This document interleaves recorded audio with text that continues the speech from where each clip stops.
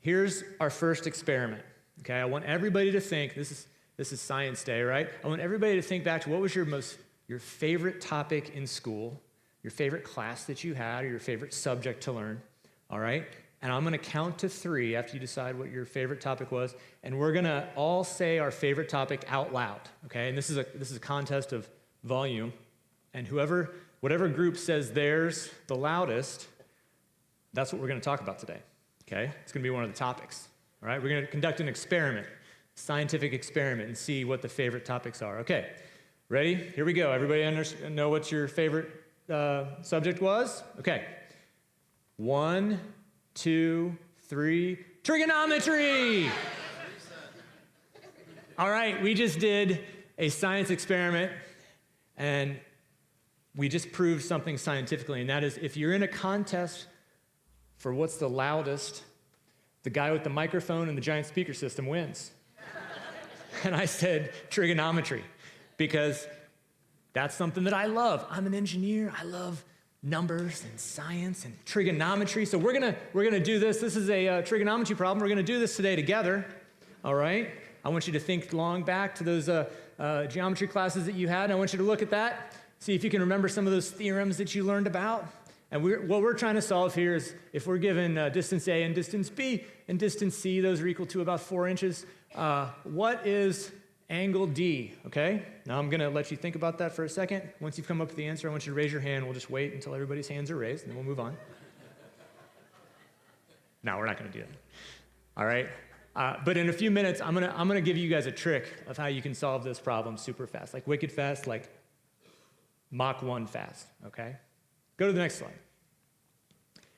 All right, so going back to the past few weeks, this is that chart that's familiar, okay? And what I'm gonna explain, this is a chart that just talks about a relationship, okay? This is a relationship of how likely it is that our world is designed versus how much coupled complexity we see out there in nature, in our world, okay? And the scale here on the left side is from pure chance, shown there by the dice on the bottom left, all the way up the scale to a very tightly integrated, meshed set of gears that were designed and built to serve a purpose together, okay? And on the bottom, we show the level of coupled complexity going from the very bottom left, which is 0, where there's nothing, up to maybe there's just some matter together that doesn't really do anything. It's just a rock that doesn't interact, all the way up to the far right, where you have something as complex as a human eye that can interact with the world and sense things. And as you move farther in complexity, what this line is showing is the likelihood that all of this is designed gets more and more likely, okay? So we're moving up that slope up and to the right, okay? So you might remember I'm very sarcastic, okay? We went over that in the first few weeks. I think it was pretty obvious. Do you guys remember that little phrase I say when I discuss one of those really tightly coupled, complex topics? Anybody? What a neat little coincidence, that's right. Now, when I say that, that is sarcasm. When I talk about one of these nice coupled complexities that is interdependent with some other systems, these are a big system of systems, I'll say, what a neat little coincidence. I don't really think it's a coincidence. I think it's a design system. But that's your cue to think back to this chart and how far up this line you might be after we've talked about all those little systems together, okay? So let's review the first few weeks. If you go to the next slide, it's got little pictures of all that stuff that we talked about, okay? And this is all that stuff that comes out of the first 5 days of creation in Genesis 1, okay? So we start with nothing, down here at the bottom left. Out forth, God says, let there be light. And out springs a whole bunch of matter and energy that arranges itself into like 100 billion different galaxies like ours, the Milky Way, that each have like 100 billion stars in them like our sun. And our sun right over here, in the bottom left, was created when all that matter came together, and the force of gravity of all that matter squeezing into the middle made the inside so hot that it lit off this repeatable, reliable chain reaction called nuclear fusion that creates a whole bunch of energy that is released in the form of heat and light that we get to absorb here on Earth in our orbit around the sun. And this is our Earth orbiting around the sun. Remember, that orbit is a balance of 2 forces, momentum and gravity, creating that circular path that we that we take around the sun 365 days every year, same way, repeatable, reliable. What a neat little coincidence. And in that orbit, we have that tilt, that 23.5-degree tilt to the axis of the Earth, so that the top part of the Earth is getting heated more than the bottom part on certain parts, and that gives us our seasons every 6 months, and that creates a temperature difference. That's like the engine that drives our winds up here in the top left. And those winds and our ocean currents are created by that temperature difference between the North Pole and the South Pole and the equator. And remember that that wind and that ocean current combines to create the water cycle that delivers fresh water from the oceans all the way to us here in the middle of the country, where we get that fresh water raining down on us here so that we can live off of it and so that our plants can get that water, and they combine that water, that H2O, with CO2 and sunlight through the process of photosynthesis, and all those plants, then their byproduct of that is they create sugars and they can grow, and then we can eat those, but also they make oxygen for us so that we can breathe that, okay? And then all the little critters, those critters and all the creeping things and the beasts, they go eat the seeds out of those plants for their food, and then they end up pooping those seeds out all over the place, which spreads more plants, which spreads more life. All of these, the first 5 days of creation that we talked about, okay, that are kind of setting the stage for the sixth day when God created man. So let's move on to the sixth day of creation. Genesis 1, verse 26. Then God said, "Let us make man in our image, after our likeness, and let them have dominion over the fish of the sea, and over the birds of the heavens, and over the livestock, and over all the earth, and over every creeping thing that creeps on the earth." Now, he says, let's make man in our image. So we're made in God's image, right? Does that mean that God has hands and feet like we do? I'm pretty sure he's bald like me. It's probably not. I don't think he's, that's right, Sam agrees. I think really what that means is that we are a being that has the ability to have relationship. We have free will. We have the ability to have relationship and love, okay? We can experience that. So let's look at some of the physical attributes that we have that allow us to do that, okay? If you go to the next slide, this is a picture of that human body that's done by Leonardo da Vinci. He was a creator, right? That's one of the attributes that we got from God is God's a creator. We like to create. We like to make things, right? Sometimes we make them in our own image. Sometimes we make new things. But Leonardo looked at the human body. He studied it like it was a big machine, and he tried to design other things. And throughout history and up to right now even, the human body is an inspiration for a lot of the technology that we see out there. We're really just copying what's already out there that we see in our bodies, okay? And we'll talk a little bit about that here over the next few minutes. Okay, so if you go to the next slide. Now, you know, like I said, I'm an engineer, and this human body is inspiration for design. And I love machines. And that's why I love this graphic that the team put together for this series, because it's got the human hand in like an arm wrestling match with that robot, right? And I even looked at the robot the first week I saw it. I was like, oh, that's cool. I was like, I wonder if that robot hand would even work. I was looking, I was like, did they just draw like a cartoon that wouldn't even work? Or is there like actual parts in there and everything, right? And I thought, wow, that's neat. Because I love machines. I love robots. I love stuff that serves a purpose, that has a function. Okay, this is neat stuff. So there's this next video clip I want you guys to take a look at. This is pretty impressive. I want you to look at this cool video of this neat robot that a whole bunch of engineers at a company called Boston Dynamics came up with. They named this thing Atlas. So if you can go on to the next slide. This is a video. They built this humanoid robot that's meant to like help people do tasks. I forgot my tools again. Do tasks that are designed for a person's body. So he's basically saying like, I need my toolbox. Hey, Atlas, can you grab that for me? And this robot goes to get his toolbox for him. But first it's like, well, how do I get up there? Man, this thing is cool. It sets itself up a little bridge. It's like, well, there's the tools. Looks like he needs help. I'll go help him. Man, what a cool team of engineers. I bet none of those guys are geeks.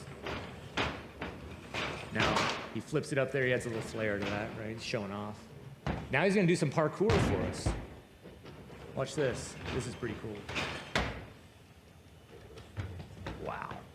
Now here's the best part. Take a bow, there you go. All right. Wow. Look at that technology. Isn't that cool? And sometimes we make cool things and we turn them into kind of an idol. Sometimes technology can become our idol, or science and technology can become our idol. I look at that and I'm like, man, that robot is cool. All right? How'd that robot come to be? Maybe before we watch that video, we should have watched the fails video. So pull up the fails video. Let's watch Atlas. Whoop. Oh, he falls down. Face plant. And he's tired. Oh.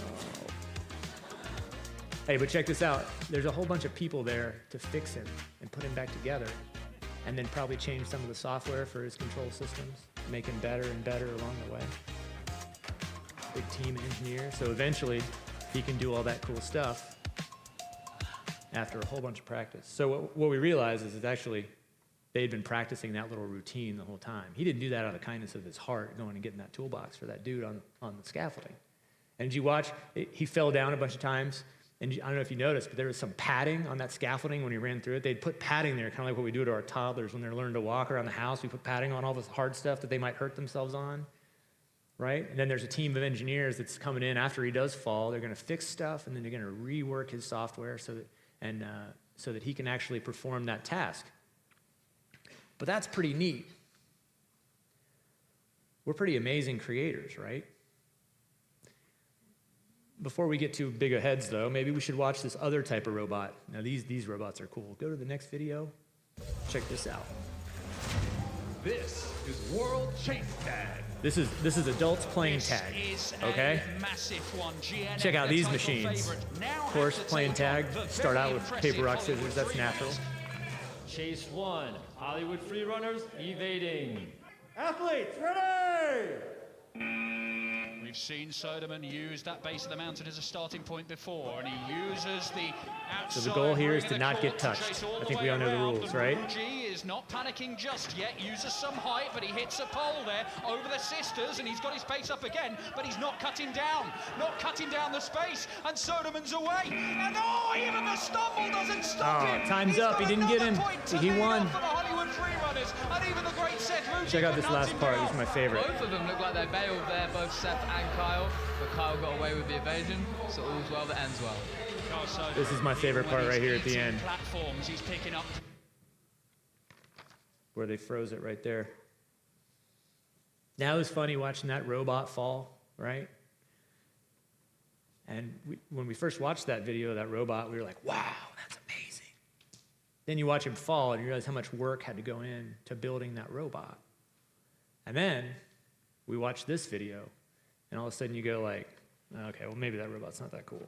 Because I mean, he was barely able to do something he repeated a bunch of times. These were two human machines playing a game, chasing each other, interacting together. And those two humans, they were in a relationship, right? They're a relationship we called sports, where they basically say, hey, I'm going to compete against you, you're going to compete against me, we'll see how we do.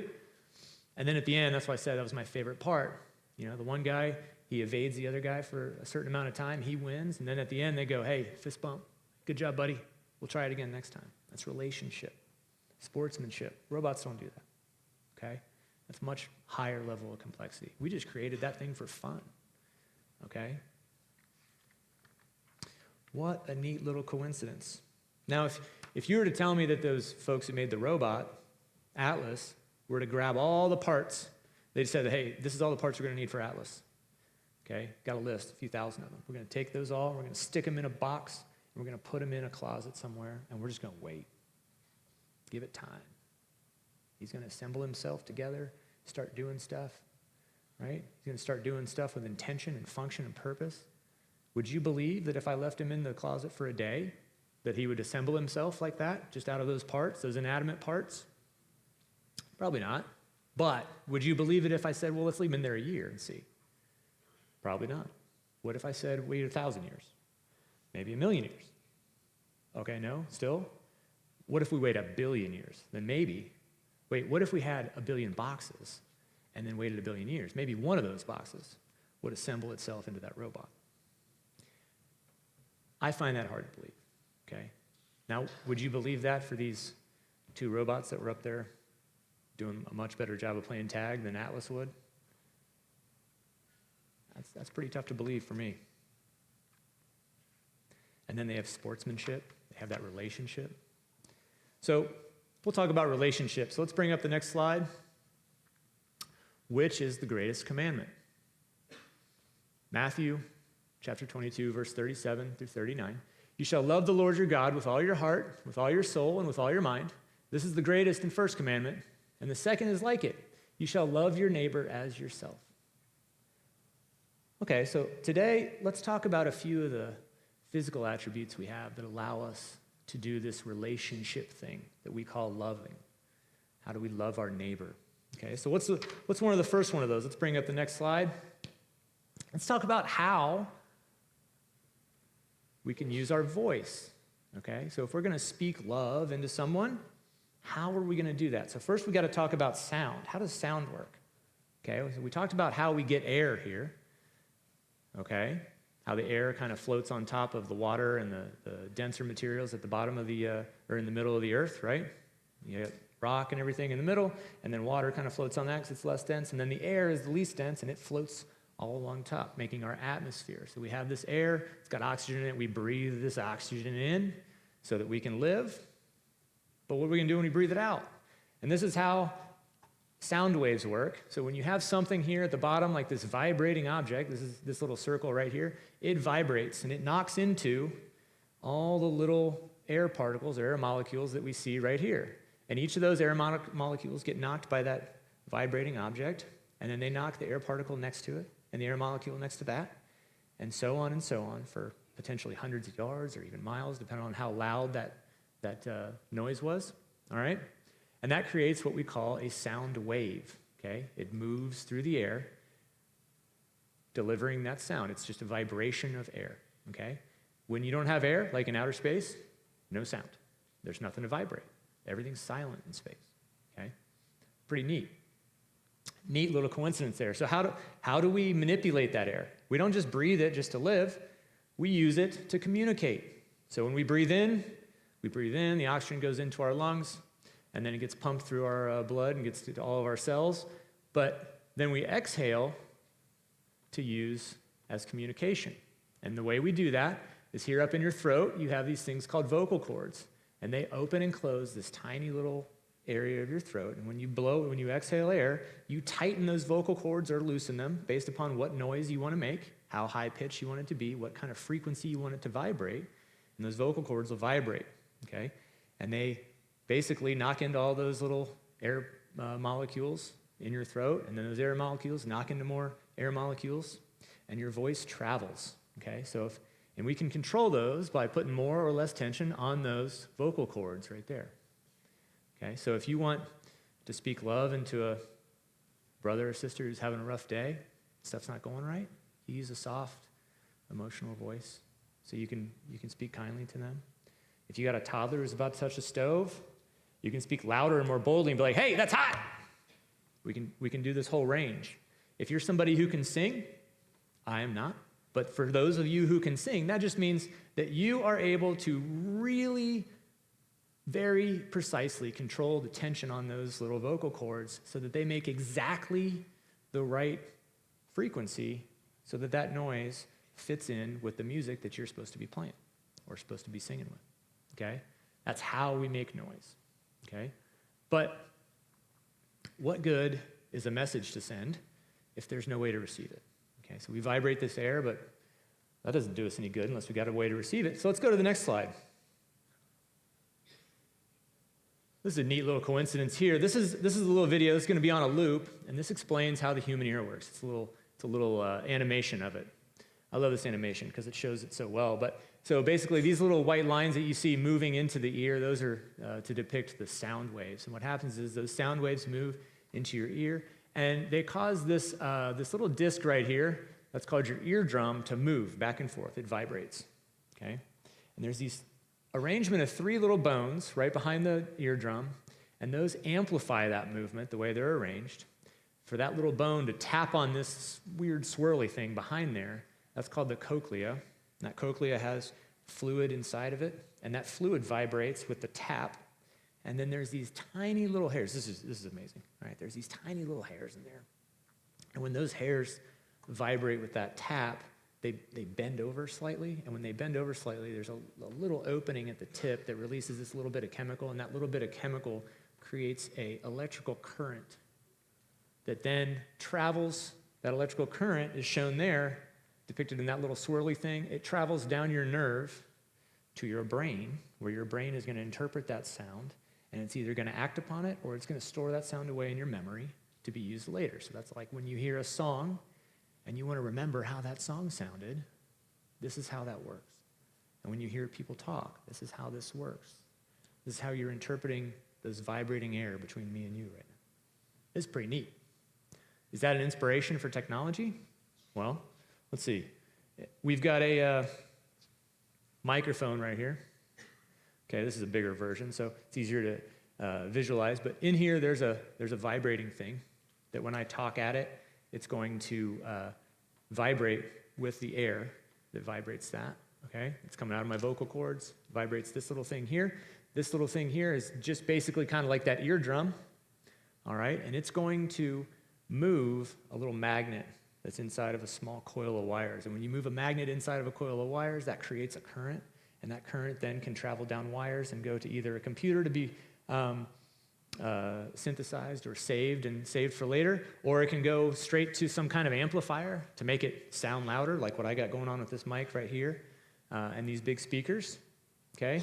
So we're basically copying what's going on in the ear. But this actually works in reverse, too. If you were to reverse that and make the electricity go the opposite direction and give it a source of electricity, what happens in the speakers around here is we send a signal to speakers that have a coil with a magnet on the inside. And when you put that electrical signal through that coil, it makes that magnet vibrate, and that magnet is attached to like a big speaker that vibrates back and forth. It causes the air to vibrate at a certain frequency, and then we have speakers that create that from the microphone. It's all just copying off what we see in the human body, okay? And you can actually see this visually. This is a really cool thing, the way we have this set up here. There's giant speakers under here, under where I'm standing right now. And we have this fabric skirt, and when the worship team is up here and they're really thumping, you're gonna see this skirt start going like this, because it's moving the air underneath it. Those speakers are really moving stuff around. You're gonna see that vibration manifest itself by that fabric skirt starting to pound out with the bass. It's kind of neat. Sam was complaining earlier. He's like, now nobody's going to pay attention to me because they're all going to be looking at the skirt flopping between the middle, right? It's supposed to be a secret. Yeah. What a neat little coincidence. Or 2 or 3 or 30 or a million in a row. All right, so that brings us to our next experiment. Now, see, hearing isn't just so we can transmit a message. It's also so we can orient ourselves in space, okay, in the world. Okay, so we're going to do an experiment here. I'm going to ask you guys all to close your eyes, okay, and I'm going to walk to somewhere in this room here, and I'm going to make a noise. I'm going to clap my hands. You're going to listen for that noise. You're going to keep your eyes closed, and I want you all to point to wherever you heard that noise come from, okay?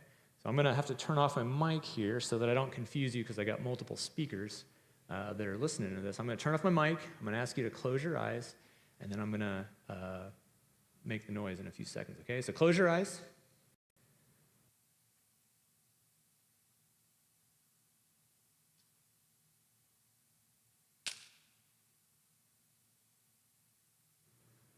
Okay, you can open them. Everybody's pointing directly at me. Isn't that neat? You guys just figured out where I was based on your hearing. Now, how did that work? Go to the next slide. Oh, it's that trigonometry question we had earlier, right? Your brain's just solved it. Here, let me explain what happened. See, when I was over here, I clapped. And I clapped over here. That's the source of this right out here. And what that did was that sent a sound wave that vibrated the air from my hands out to your ears, okay? Now, if you're sitting over there in that corner, that sound wave reached your right ear slightly faster than it reached your left ear. There's a little bit of a time difference there. And your brain did some quick math, made that time difference into basically the distance, those two distances there, that A and B, and said, well, if this one was slightly faster and this one was slightly slower, and by this much, it deduced the angle at which D, at which I was, and you were able to say, it's about right there, okay? You didn't attach a number to it, but everybody was pretty darn accurate. I was standing over here, and everybody's hands were pointing right at me, even though you all had your eyes closed, okay? Wow. Why do I call that trigonometry at Mach 1? Mach 1 is about 750 miles an hour at this altitude. That's how fast a sound wave travels through the air at this altitude where the air is this dense. So that means that signal, that sound wave, went 750 miles an hour to your ears, and your brain was able to decipher between when your left ear heard that 750 mile an hour thing and your right ear. Okay, we could do the math on how quickly that signal arrived successively at each ear, but your brain was able to sense that. That is a supercomputer you have between your ears that's able to do that kind of math, all right? So you can orient yourself in space and understand where these sounds are coming from. That's how when you hear somebody call your name, you turn your head their direction. You're like, oh, hey, yeah, hey, how's it going, right? Amazing. What a neat little coincidence. So let's talk about another one of our senses. Let's pull up the next slide. This is how sight works. Now, this is kind of near and dear to my heart. You guys probably don't know, but about a decade ago, a little bit over, I had a pretty gross eye injury where I nearly lost one of my eyes, and I was essentially blind in that eye for a few months. Okay, and what engineers do is we break things, sometimes on purpose, sometimes not on purpose, to learn how they work. You can't understand how it works until you break it and find out how that thing worked from figuring out how it doesn't work, all right? And I got to learn all about how the eye works through this experience. Now, I'll spare you the details because nobody wants to throw up on a Sunday morning in church, but this was extremely formative for me to understand how the eye works because I had to go without one for a little while. And I had to watch that healing process of how all these little pieces work together. And when one piece ain't working, the rest of them don't work, okay? So here, let's explain how this works. So we have light. Now remember, that light usually is coming from the sun, so there's that whole like gravity fusion interaction going on, right, to create light from the sun and from the stars. But let's just assume that's there. So we have light coming in. The light comes in through what we have at the number 2 right there, through your pupil, which is a hole in the front of your eye. And your pupil will constrict or it will dilate based on how much light is out there. So if you're outside and it's really bright, it'll constrict so that you don't let too much light in to flood your eyes and it'll hurt your eyes. But if it's really dark out and there's not a lot of light bouncing around, it'll open as wide as it can and dilate so that you can get as much light in because you need to still be able to see in almost dark, right? So what happens is it comes through that pupil, and if you ever watch somebody's pupils dilate, it's amazing to watch that happen, all right? Just get a flashlight and watch their eye dilate, like when you go to the doctor, okay? Do that up close and see what that looks like, or find a video of it. You'd be amazed. But after it goes through the pupil, that's not all. It goes through this thing, this little oval at number 3. That's called the lens. That's on the inside of your eye. It's not on the outside like contact lenses are if you wear those. It's on the inside of your eye, and that's a little gel sac, okay? It's this tiny little sac of like this clear gel, okay? And that sac has these little, they're almost like spider web size strings attached all around the outside. Think of that kind of like a trampoline, how it's got the springs on the outside. And when you want to focus from far to near, what happens is all those little spider web sized little strings either pull more tension or less, and it changes the shape of that lens on the inside of your eye to focus more of the light on the back of your eye, okay? So when you want to look at something far away, it'll adjust. When you want to look at something close in, it'll adjust. That's why when you get older, if you're lucky enough to get older, your eyesight will start to deteriorate, and you'll start to see people going like this, or they'll have reading glasses on. That's because that gel becomes a little bit less flexible, okay? So it's a little bit harder to adjust as you get older, and that's why that happens.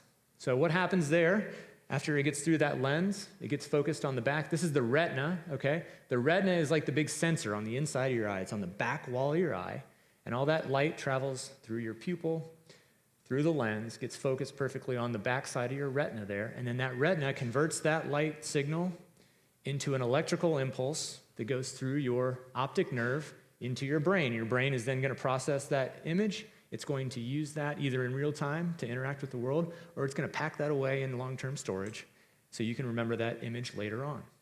So you can recognize what your house looks like or what your mom's face looks like or something like that. Wow.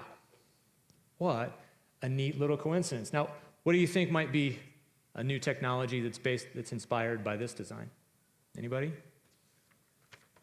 Let me reach down in my cargo pants here.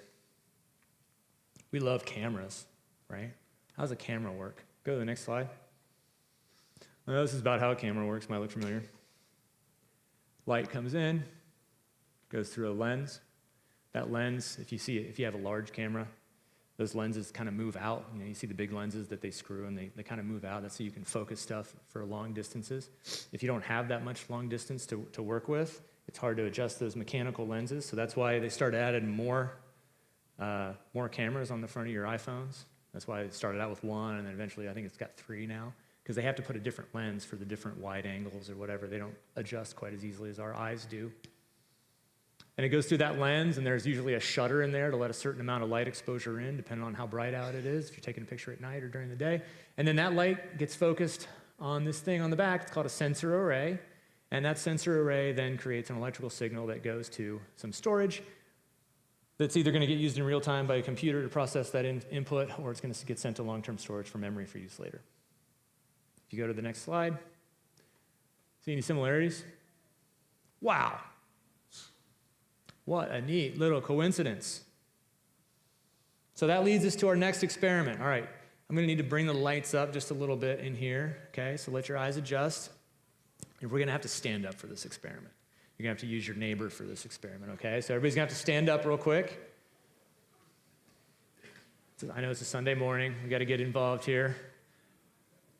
Okay, so what you're going to do is you're going to look at your neighbor, the person behind you, or whatever, and you're going to cover your left eye with your left hand, all right? And you're going to point at them, and you're going to put your right finger out here, far away on the right side, and you're going to try to move that finger in towards your the other person, and they're going to do the same thing. So their right finger is going to be coming in like this. You're going to be like E.T. if you're old enough to know what that movie was, where they touch fingertips. And you got to do it with your hand covering your eye and try to touch those. I hear a lot of giggles. You got to try it with somebody else, Laura. You got to try and match them. It's kind of hard. You want to try it? We missed. We missed. All right, you can sit back down. I'm guessing by the giggles that didn't go perfectly on the first try, right? You probably got it after a couple tries. So what's going on there, right? Your eye's working. You can see. All right, we'll go to the next slide. Problem is you didn't have 3D vision. You got to have 2 eyes to have 3D vision, to have depth perception, okay? We don't just have 2 eyes. I used to think, especially before I injured myself, 2 eyes was for in case one gets poked out, all right? It's not it. I mean, it's nice to have a second one. You're not totally incapacitated if one gets poked out. But I learned real quick, I didn't have any depth perception when one of my eyes went away.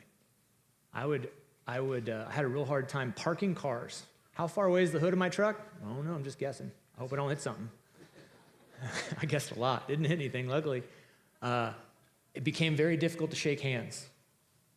Trying to, kind of like what we just did, I would try to go in and shake somebody's hand. I had all kinds of weird, awkward handshakes with people. And they'd be like, ooh, that guy shakes hands weird. Don't touch him, because I couldn't judge the distance, okay?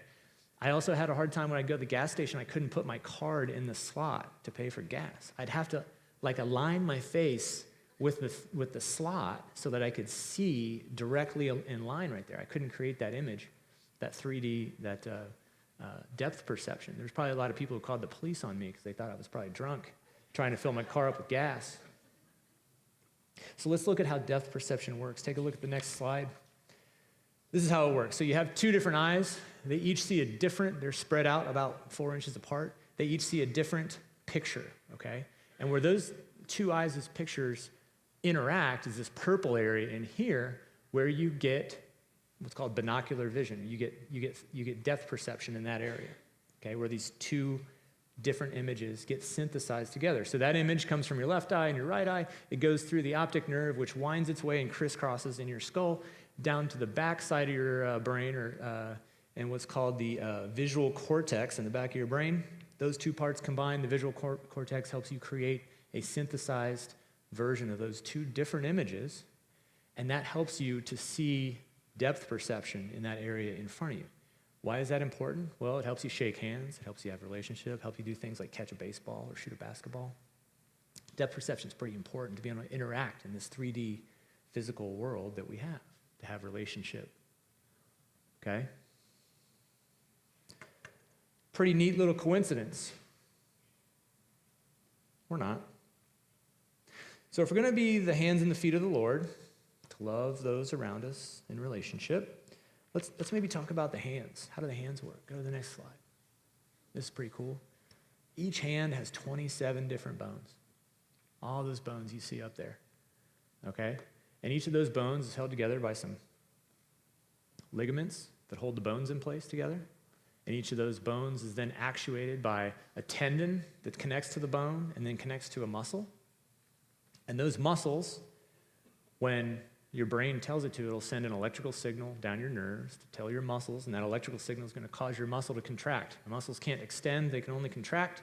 So you have muscles on either side of everything that you have. So if you want to make your hand go like this, the muscles on the bottom of your arm are going to contract with that electrical signal going to them. The muscles on the top are going to, they're just going to stay without doing anything. They're just going to stretch.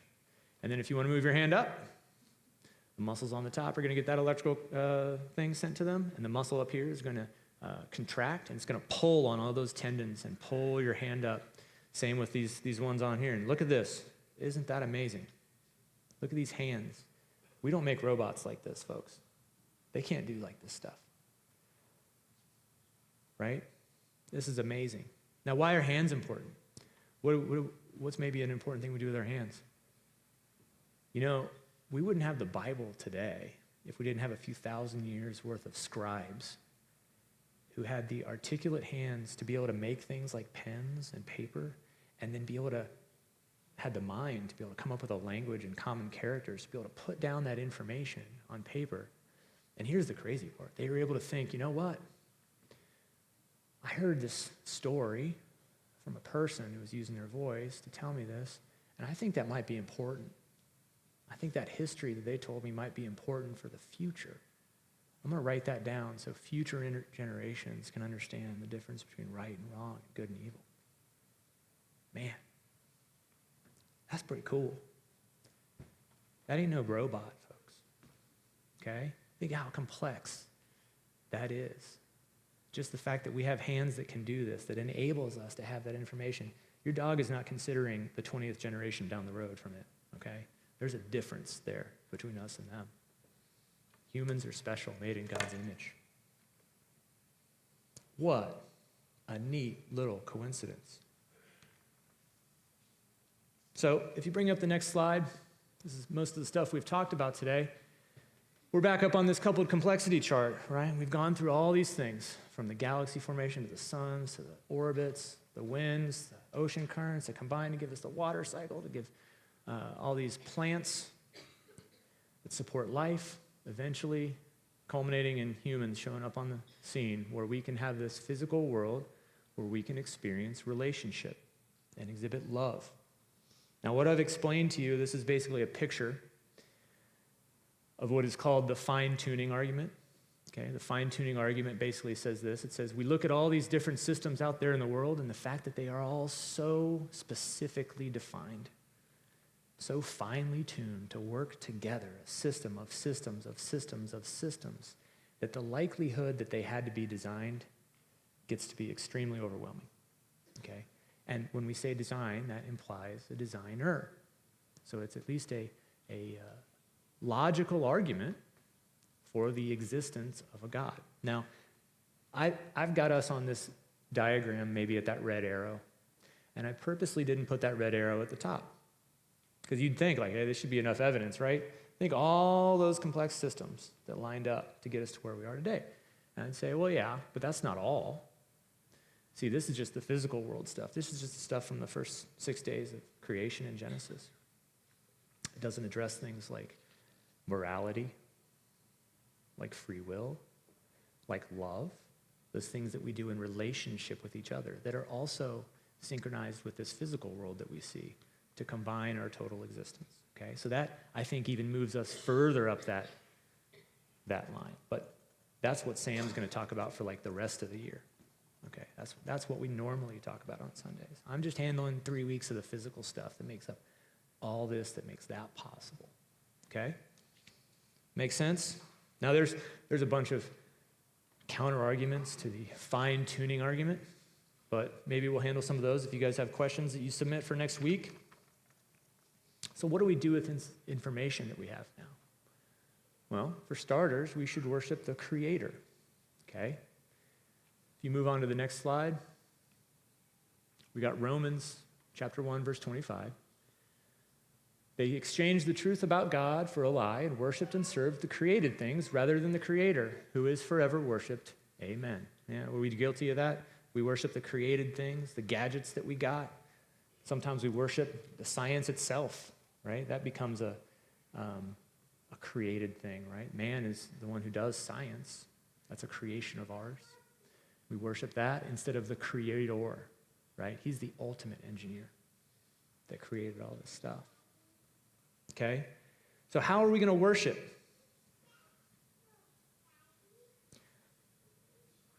Well, this is the cool part. Sam's going to come up here in a couple minutes, and he's going to do the communion, and then we're going to close with a song, okay? When we started this series, I said, hey, hopefully, I'm going to be able to explain. Man, that's where I broke down last time. Let's see if I can do this without it. Hopefully, I'm going to be able to explain all these things that come together for us to be able to worship God in a way that you can't unsee it, okay? So we're going to sing this song. It's one of my favorite songs. And Drew's going to come up here, and you're going to see him over here. And you're going to see the words come up on the screen. And you're going to see that with your eyes because you can perceive that light coming from the screen. And he's going to start playing the guitar. Now, this is fine-tuning, right? This is the real fine-tuning argument. He's going to start playing that guitar that is tuned, right? He had to go tweak that thing. That's a machine that we built to make noise, to make music. And those strings are going to be vibrating at exactly the right frequency in accordance with the music on that song. Okay? I have Mike over here doing the same thing on the other side, but don't just stop at the vibration of those strings. Watch his fingers. Watch their fingers as they're strumming that and tapping exactly the right spot on the fretboard and strumming this way. And you're going to see every bit, because they're in pretty good shape, you're going to see every bit of those tendons and muscles and ligaments in their hands working together to make that noise.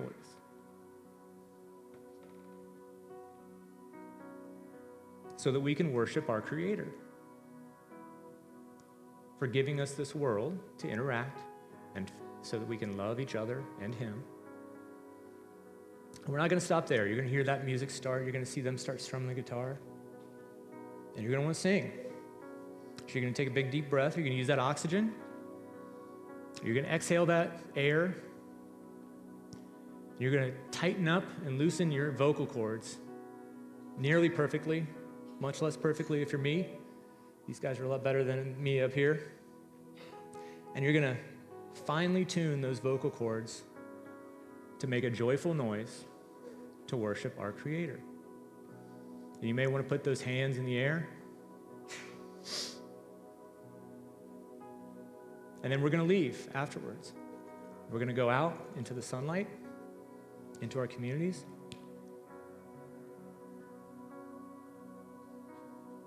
And we're going to love, and we're going to serve our neighbors like we're commanded. We're going to use our hands, these amazing little machines we have to love and serve our neighbors. We're going to serve our neighbors in our house, in our family, next door, in our city, in a couple weeks here, or several days here in First Friday in September. We're going to serve our nation. We're going to serve abroad, like in South Africa. with these amazing machines that we have at our fingertips.